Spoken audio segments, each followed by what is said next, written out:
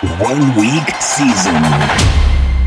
Hey, and welcome in OWS fam. So glad that you are with us. We are back in the DFS lab presented by 1 week season. As always, the purpose of the show is to build a DraftKings lineup. Use that as a vehicle to talk through the upcoming slate as we're looking at week 7 here. You'll be watching this probably around Thursday at noon Eastern. We are recording it Wednesday night. It is 10:20 p.m.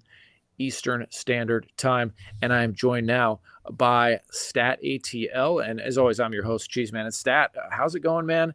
I like the very nice looking brick, kind of that industrial look you got, in your backdrop there. But how's it going? And how was week 6?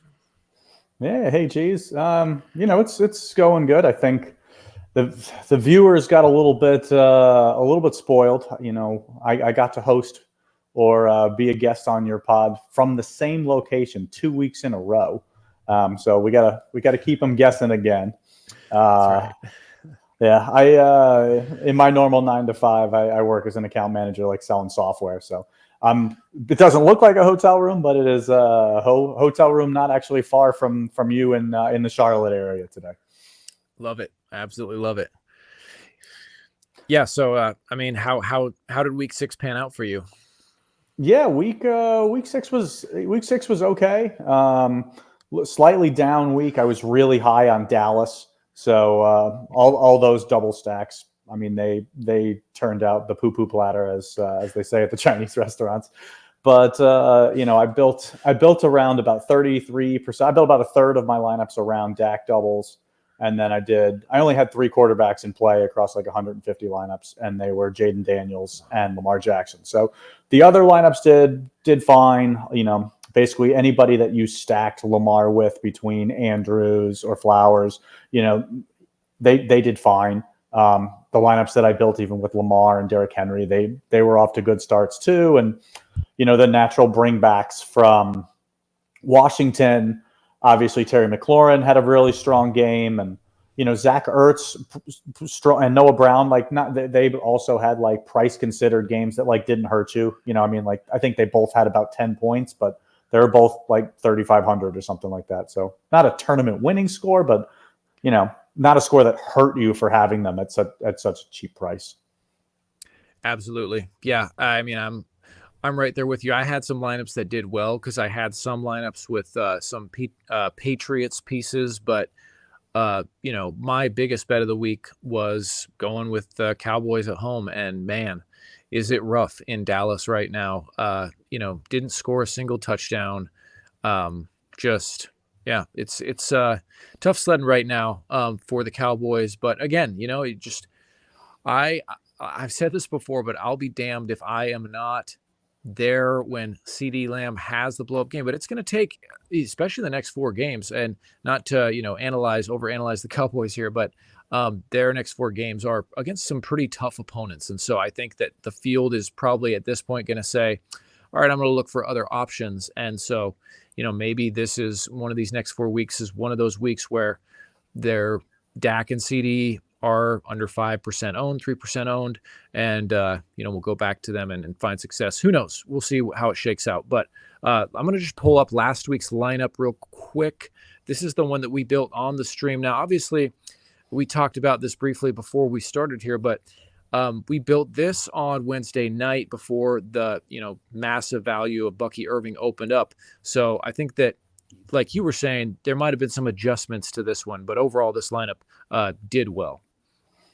Yeah, so this lineup as is scored like 129 or 130 points.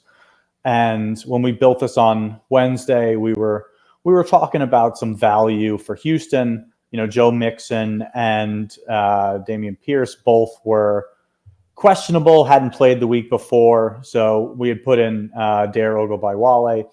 Obviously, once Mixon is active, that value is not there. So Bucky Irving piece opens up. He's 5,400. I played him a little over 80% across my 150 lineups last week. So that would have been the natural fit on this lineup. Would have cost you 600 more to go up to Bucky Irving from here. And then obviously that 600 would have just kind of bounced down from the Broncos D to Tampa D once we kind of got the Spencer Rattler news that he was starting. That was those my highest owned running back and my highest owned D. So you kind of make that really easy swap, and this lineup scores like 156 points or something like that. Which last week the cash line in most single entries was like 138, so easily cashed again. I think I put this lineup into play with Bucky Irving and Buccaneers D, and I think it was slightly more than a min cash. So, I think that's 4 out of 6 weeks with at least a min cash. So we'll take it. It is, man. Yeah, and I like that element that we always kind of look at the lineup that we built last week. Of course, as always, I always point in the wrong direction, but check out StatATL's lineup review show, which airs on Tuesday every week. He goes over lineups from the 1 week season Discord that users turn in. Any common themes that stood out to you this week, Stat, from lineups that you reviewed? I know that there were some big hits this past weekend from 1 week season subscribers. Yeah, there were some big hits. I got to give a shout out to our fellow contributor Hilo was kind of beating the drum on Drake May and a Drake May skinny and Drake May double stacks, and wasn't somewhere that I got personally. I didn't get to that, but I know that he played it in one of his. I don't think he plays a ton of lineups every week. I think he's generally like 5 to 10 lineups. Some weeks maybe a few more. Some weeks a few less. I mean, some weeks I think he only does like 3 or 4. But I know that was one of the lineups he put into play this week. So I think it was a good week for OWS. And on the roster review, I mean, I typically get somewhere between 40 to 50 lineups and or rosters. And we only ended up reviewing about 10 this week just because there were so many similarities of the rosters. Just almost everyone either built around Washington, Baltimore, or they built around Dallas. And so, it doesn't make a lot of sense to review 15 rosters that all look similar. So tried to kind of talk through the high points, but I always appreciate everything that comes in from the OWS fam. And I think it's such a great process to kind of work through and make sure we're building lineups that can finish first, when things do break your way. Exactly. And that's the key. It's not like you're saying, oh, this result was, you're not really analyzing results like, Dallas, well, maybe we shouldn't have played them after all. That's not the point of it. It's like, was this lineup, if Dallas had hit, did you have kind of the right things in place in terms of correlation and that kind of thing that this would have had a shot at first, or just, low owned plays? It's really about construction, which is, just such a huge element of trying to win tournaments. Not just about, as we say at 1 week season, it's not a pick site. It's teaching you how to build for first place, using the strategy elements of DFS. So cool, man. Well, let's get into kind of talking about week 7 here. I'm just going to pull the DraftKings lobby up. And as we always do, go back and forth for a minute. So I'll give you a game that I like. Obviously we've talked about some different games already so far. Hilo and myself on the Tuesday show of the DFS Lab built for the Vikings and Lions game. You can check that out up in the top right corner. Mike and Maximus on the FanDuel Focus show, they built also for the Lions and the Vikings game. So I think that one has gotten a lot of focus so far, probably just around the industry as well. I mean, there's a lot of games that there's certainly potential that I see in different spots. And I think that if the Houston Green Bay game is a game that is being overlooked in terms of ownership, if people are just going elsewhere and kind of almost forgetting about that game, because you have the two games that are, above 50 over unders, with Atlanta, Seattle, Carolina, Washington, and then that Detroit, Minnesota game also is right at that level as well. So that's getting a lot of attention. KC, San Francisco is an afternoon game that people might be interested in getting some pieces from, even though those defenses are good. But so maybe this Houston Green Bay game goes overlooked. If it were to be highly owned, I don't know if I'd be interested, but just that feels like a game environment that it wouldn't stun me if it was like a 42-39 game. And if it was, I feel like CJ Stroud could bring along a couple of pass catchers, as could Jordan Love. And so that's one I'll be keeping an eye on as the week develops. What about you? What are your thoughts as we look at week 7? Yeah, I think when I did my kind of Tuesday first look, that's out on Twitter now, on the 1 week season Twitter feed, X feed. There were like 3 or 4 games that kind of really stood out at first glance to me. One of them, being that game that high low and both Mike built around the last 2 days. I think for me, when I kind of did a very kind of quick first look and overview, I found like that game was hard to build around on DraftKings. The players that I want to put in there are just so expensive. Yeah. And so I think that's going to be a game that, while it gets talked up probably around the industry, just it's got that high total, it's good offensive teams. I would bet now here on Wednesday that when we pull back the curtain on 1 p.m. Eastern on Sunday, that I bet that game actually gets lower ownership than projections. I don't even think we even have ownership projections out on 1 week season yet, but I bet that the projections come in high for that game. That's kind of where I'm seeing it, just because of how difficult it is to build around those offenses. Yeah, that's a great point. I love how you put that, just pulling back the curtain this past weekend. And I don't know how you approach this, but going into the weekend, and ownership did change a little bit, but in the kind of initial ownership looks were showing that Dak and CeeDee Lamb were going to be like under 10% owned. And as the value with Bucky Irving opened up, their ownership crept up maybe above 10%, but it was still kind of sitting below Lamar Jackson and Jaden Daniels, I believe. Maybe just Jaden Daniels was at the top. And then in the contest that I was in, the slant on Sunday, like you said, you pull back the curtain on Sunday and those games go live, and I felt like they were highly owned. Dak was over 20% in the slant, and I just thought to myself, you've got to be kidding me. Like, I don't know if I would have had as much Dak if I had known he would be 20% owned. And so, yeah, I mean, do you have any kind of method to the madness of just trying to kind of I don't know, determine to yourself, okay, this ownership I'm seeing, I actually think it's going to be higher or lower, like you said, with the Detroit-Minnesota game? Yeah, so I think so twofold on that. One, I think, so just we know that 90% of people like to use a high percentage of their salary. So people don't like leaving more than 100 or 200, 300 max, like on the table. Like, people do leave more, but a vast majority spend very close to the full 50K in salary. So as more and more, value plays open up as the week progresses, to me, that generally becomes a sign of, okay, some of these guys that we were projecting for lower ownership because salary is so tight, we're probably going to see a bump to those, because people are going to now be able to afford, hey, I was playing a $6,500 receiver, but I got $1,500 left. Like, I'm going to go up to an $8,000 receiver, and that's just going to boost up some of their ownership. So that's generally how I see that play out. When it comes to just ownership in general, I try not to get too much in the weeds, too much in the minutia about specific ownership.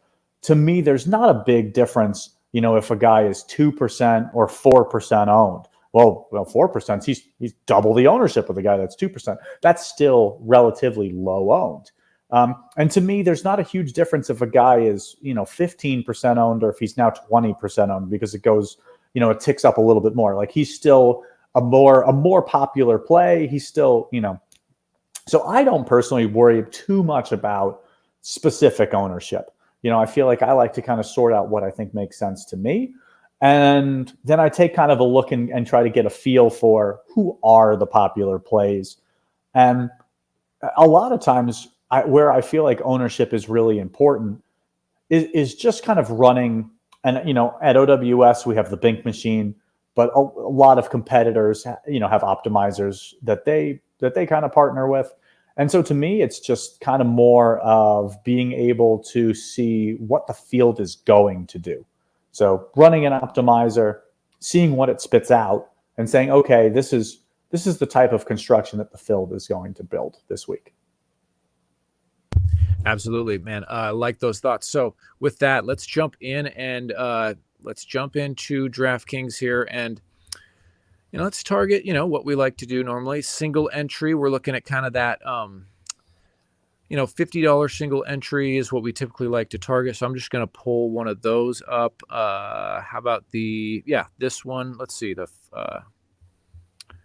This one is the 75. So you want to go the 2272, right? You said last week that structure is a little better, that payout structure. So should we go with this one? Yeah, I think that's fine. So I generally I prefer to focus my attention on single entry, whether it's somewhere between 2,000 and like 10,000 entrants. That's generally where I try to build. As we talked about last week, as the contest grows in size, the closer to the optimal you need to get. So I really, on my roster review, like to talk a lot about correlation. And as you get into more of these lotto type tournaments, correlation is less important. Because you really got to be closer to the optimal build when you're dealing with 100,000, 200,000 entrants. You really kind of have to get close to the nuts. Whereas in a 3,000 entrant field, you have a lot more wiggle room. So the correlation is just less things that you have to get right. And when you don't have to be perfect, that's generally where I like to kind of bet on, of just being able to identify what I think are some of the best game environments, and then we just kind of build around them a little bit differently.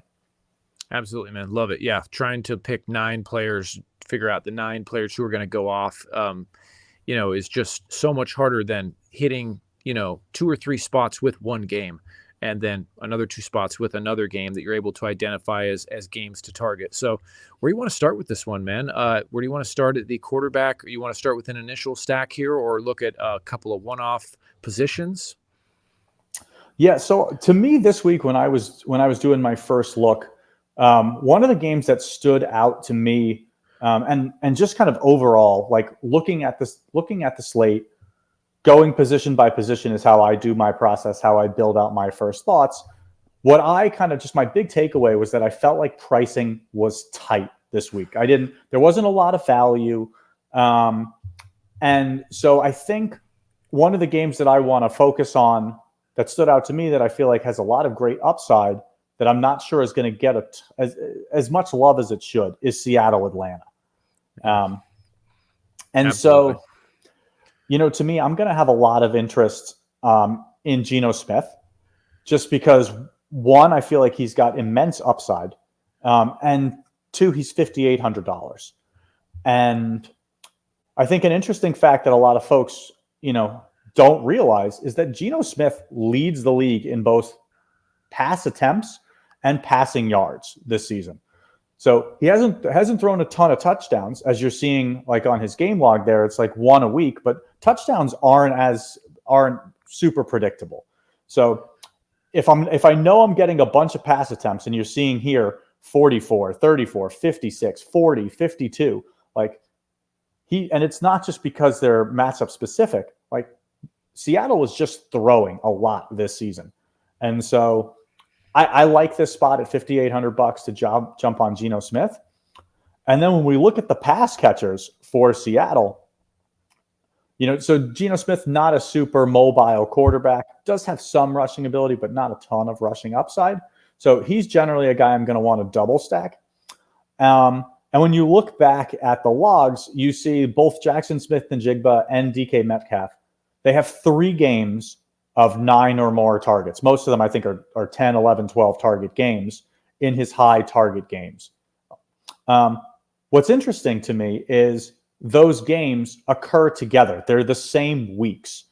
For Seattle, it's week 2, it's week 4, it was week 6. So in the times where they're throwing the ball a lot, the 50 times, the targets are primarily going to JSN, and they're primarily going to DK Metcalf. So when one seems to be getting a lot of attention, they both seem to be going off. And it kind of reminds me of the Packers back in like 2020, 2021, when they had Davante Adams and Aaron Rodgers. And almost every week that Davante Adams had a high target, high production game. Aaron Rodgers did as well, but kind of an under the radar thing was guys like Marquez Valdez-Scantling, the number 2 or the number 3 wide receiver for the Packers, also had a big game like 90% of the time. So similar with Dak last week, when he was putting up a ceiling game, he's not only bringing along DK Metcalf or CeeDee Lamb in the Dak example, but he's also bringing along a secondary pass catcher. And that has been the case with Seattle this season, is when they're throwing a lot, the volume is focused generally on JSN and Metcalf. So let's go with that. Let's put them both in here. Love that. Now, would you, if you're, say, building, if you're building multiple of these lineups, Geno-led lineups, would you just kind of stick with this stack, or do you think you'd mix in Tyler Lockett at like, let's say you're building 10 Geno triple stacks? Would you build in Lockett at all, or would you just want to focus on these two? Well, because like you said, like they've been the ones who have their targets have been pretty correlated in big passing games. So to me, that answer is how many lineups am I building? Right. If I'm taking more of, let's say, a high-low approach and I'm playing 5 lineups, I probably wouldn't mix and match as much. Where if I'm going to run, let's say, 3 or 4 quarterbacks over 100 lineups or 150 lineups, then yeah, I would probably, all my Geno lineups would probably be double stacks, and I'd probably mix in Tyler Lockett. I'd probably mix in Noah Fant. You know what I mean? I might even mix in Kenneth Walker. So to me, I want to make sure, or not make sure, but I feel like I've got a good track record of identifying the right game environments, and I just kind of want to be directionally accurate. So I would hate to have this game, explode and be wrong because I just didn't roster Tyler Lockett with, DK Metcalf on a build. So if I'm building, let's say 20 or more lineups, I will definitely mix and match kind of the combos around the game environments that I like. Absolutely. Absolutely. Cool, dude. And then with this, I'm guessing you want to bring back from Atlanta. So where do you want to go? You want to do that next? Yeah, no. So I think what the field will primarily do is, if they were to build a stack around this, that they would just bring back one Atlanta piece. And I think what I want to do on this particular build is I want to make this a game stack. So I want to kind of run this back with 2 Atlanta pieces. And I think the most obvious example to do this is probably with a wide receiver. And so obviously we have more than one option here. But I think that we're going to go with Drake London. He's seen 44 targets over the past 4 weeks. His chemistry is building. And he's got touchdowns in 4 out of the last 5 games. So he's getting looks all over the field and in the red zone. So I like that. And then, Seattle's kind of been a really generous matchup for opposing backfields. I know they've given up some big games. I think, close to 130 yards for Tyrone Tracy, like 172 for, Mason and Garendo combined. I think about 120 for Montgomery and Gibbs combined. I think about like 180 to Gibson and Ramondre Stevenson combined. So they've given up to the backfield. And so while Bijan Robinson's coming off the second best game of his career with like 25.5 fantasy points last week, Tyler Allgeier actually out-touched Bijan Robinson last week, 19-8. So, and he didn't see his price move on DK. So he's still at 5,100, and I think that he's really intriguing. I think he's going to be, like last week, I think he's going to be a 1% owned play. And I like adding him here as kind of a way of betting on this game environment as being one that you had to have. He saw 18 rushes last week. Because the matchup dictated that, with Carolina being susceptible to the run. Kind of the same for Seattle. They're also a generous matchup. So let's go ahead and throw in Allgeier here and kind of see where that takes us. I love it, man. And Atlanta is at home. What's the how much are they favored by in that? Not probably not. I mean, they're favored by 2.5 at home. But yeah, the home back and Allgeier, man, he gets touches, and God knows we need some value this week. Maybe some will open up late week, but running back who could see 10 to 15 or more touches in Tyler Allgeier at 5,100, you could do a lot worse. Yeah, I mean, I think if we have the salary, which I'm not sure we will this week, but if we do, obviously, I would love to get Bijan on this build, but I don't know that that's going to happen just because I know how tight salary is. So, we need at least one more running back here, and there were two that really stood out to me as being in really great spots. One is the Commanders at home playing the same Carolina team that we picked on last week with Atlanta.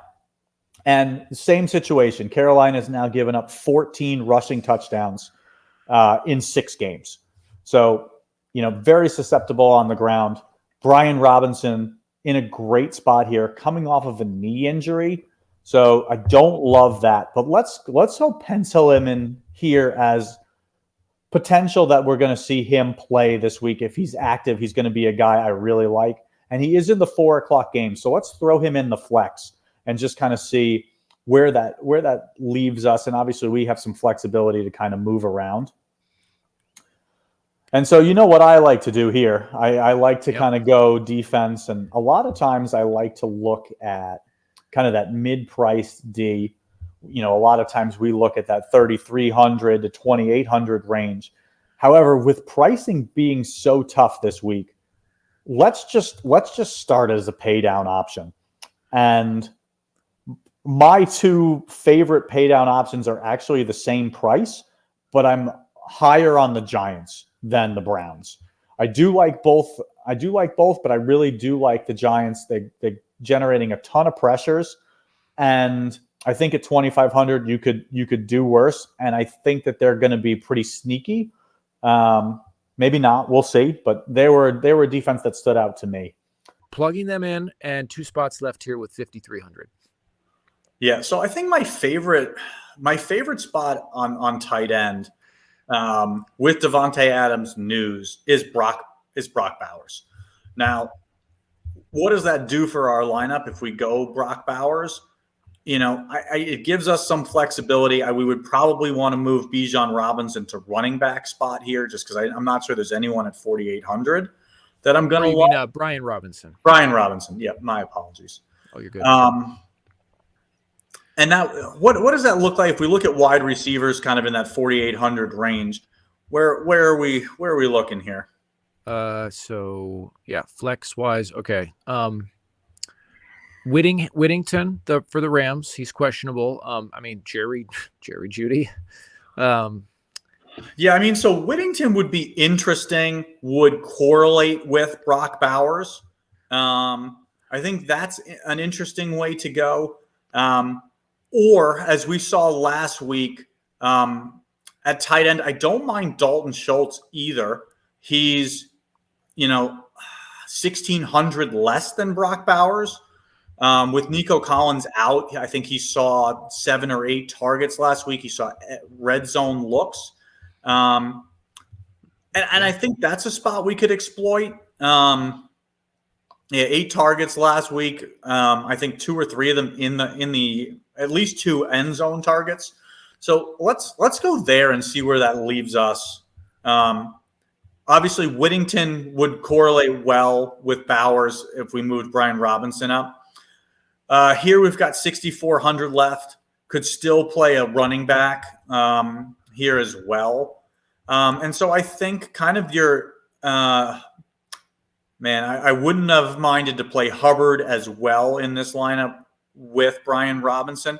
But, I'm also really liking Tony Pollard this week. Again, a really strong matchup against Buffalo. Tajay Spears looking doubtful to suit up this week.